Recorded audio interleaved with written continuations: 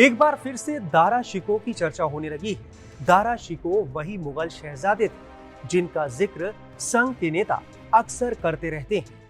एक बार फिर से आरएसएस दारा शिकोह को लेकर एक्टिव हुआ है और इस बार मकसद बड़ा है।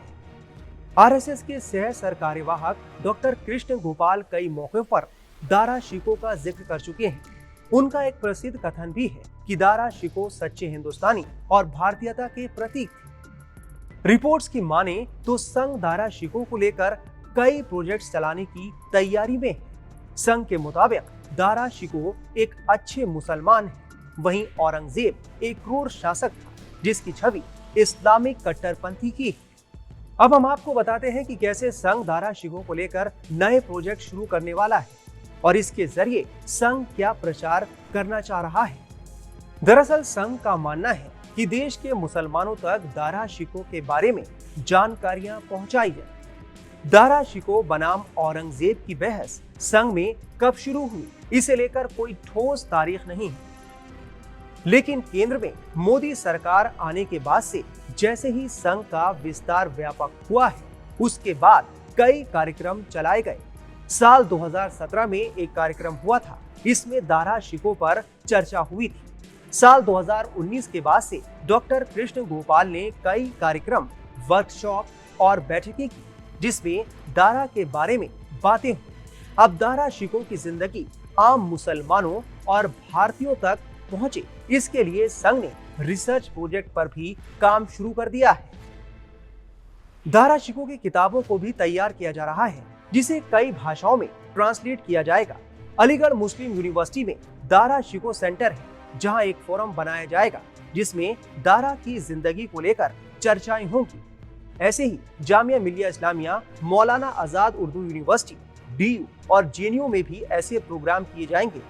National council for promotion of Urdu language, Aligarh Muslim university और मौलाना आजाद नेशनल उर्दू यूनिवर्सिटी को दारा शिकोह पर रिसर्च में आरएसएस की मदद के लिए जोड़ा गया है। साथ ही कई मुस्लिम बुद्धिजीवियों को भी इस काम में संघ जोड़ेगा। आपको बता दें कि संघ और बीजेपी दारा शिकोह को लेकर इतने सीरियस हैं कि सदियों पहले मार दिए गए दारा शिकोह की खबर को तलाशने के लिए एक कमेटी भी साल 2020 में केंद्रीय संस्कृति मंत्रालय ने बनाई थी। ऐसा माना जाता है कि सन 1659 में जब औरंगजेब ने दारा शिकोह की हत्या करवाई थी तो उसके बाद दारा को हुमायूं के मकबरे में ही दफन करवाया था। अब हुमायूं के मकबरे में करीब 140 कब्रें हैं। हालांकि हुमायूं की कब्र छोड़कर किसी और की कब्र की पहचान करना मुश्किल है। यही नहीं, 2016 में दिल्ली में औरंगजेब रोड का नाम बदलकर दारा शिकोह रोड कर दिया गया। 2017 में राष्ट्रपति भवन के पास के डलहौजी रोड का नाम बदलकर दारा शिकोह रोड कर दिया गया था। संघ की तरफ से ऐसे प्रयासों को इस नजरिए से भी देखा जा रहा है कि देश में हिंदुओं और मुसलमानों को करीब लाया जा सके, दोनों धर्म के लोगों में समन्वय बने। संघ इसी कारण से दारा शिकोह को एक उदार मुस्लिम के तौर पर पेश कर रहा है। दारा शिकोह मुगल शासक शाहजहां की दूसरी पत्नी मुमताज से हुए बेटे थे। इनका जन्म 20 मार्च 1615 को अजमेर में हुआ था। दारा शिकोह के सगे और सौतेले मिलाकर कुल 13 भाई बहन थे, जिसमें से 6 ही जिंदा रहे। शाहजहां का असली उत्तराधिकारी दारा शिकोह को ही माना जाता है, लेकिन औरंगजेब ने सत्ता के लिए संघर्ष किया। अपनी क्रूरता से शाहजहां को भी कैद किया और दारा शिकोह को भी मरवा दिया। दरअसल दारा शिकोह सरल स्वभाव के थे और इंटेलेक्चुअल थे। पढ़ना लिखना, दूसरे धर्मों के बारे में जानने में उनकी रुचि थी। हिंदू धर्म के कई ग्रंथों को वो पढ़ते थे, उनका उर्दू फारसी में अनुवाद करते थे। खुद उन्हें संस्कृत से बेहद लगाव था।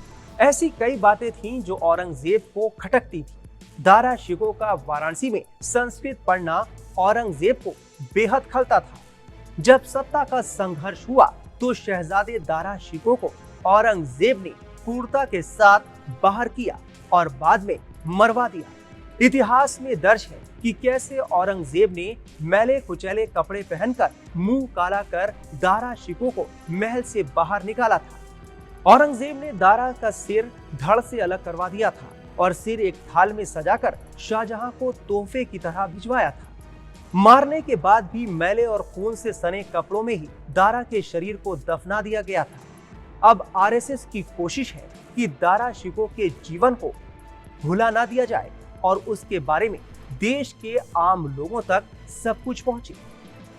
तो इसी तरह की खबरों के पीछे की खबर जानने के लिए आप जुड़े रहिए टाइम्स नाउ नवभारत के डिजिटल प्लेटफॉर्म के साथ। खबरों के पीछे की खबर पहुंचाते हैं हम, आपकी आवाज को मुद्दा बनाते हैं हम।